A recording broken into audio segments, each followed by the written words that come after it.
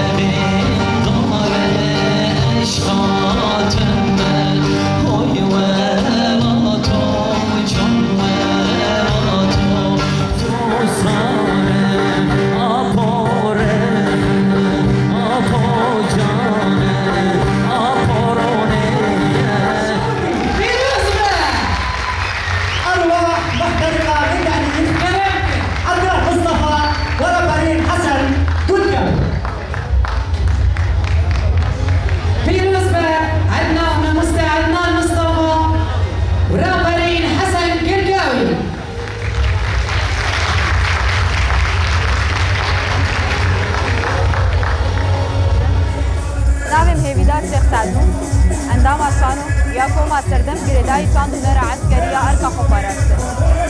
از وقت شانو گره که تبلی به فستیوال بوم بکوما خویا سردم رس شانو نام مناسین جنینر محمد رسول ویسکار عمران یوسف صغير روزا داوی بوج مخلات گرد رولا مسکارو اده وک زنک تاوت نبض باکده ما پیته کسن تاوت بچوکانیا خود تیس کناندن ریا دوالی و ریا میر آرمان جای تیس کناندن او جنایات شوشاندن آرمان جوی شانوی قوام ایدی به آسته نرکبه رولا مزناوا شانوی دولو بو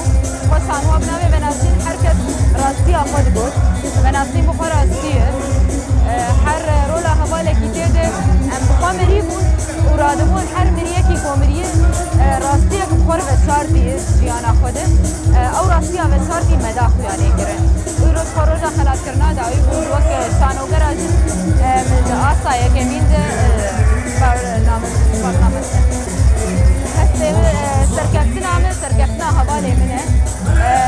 بی حوالی خو از درنه دکتن هسته منه جایزتان طلعت مسرحية كانت من نصيب مسرحية خان مقام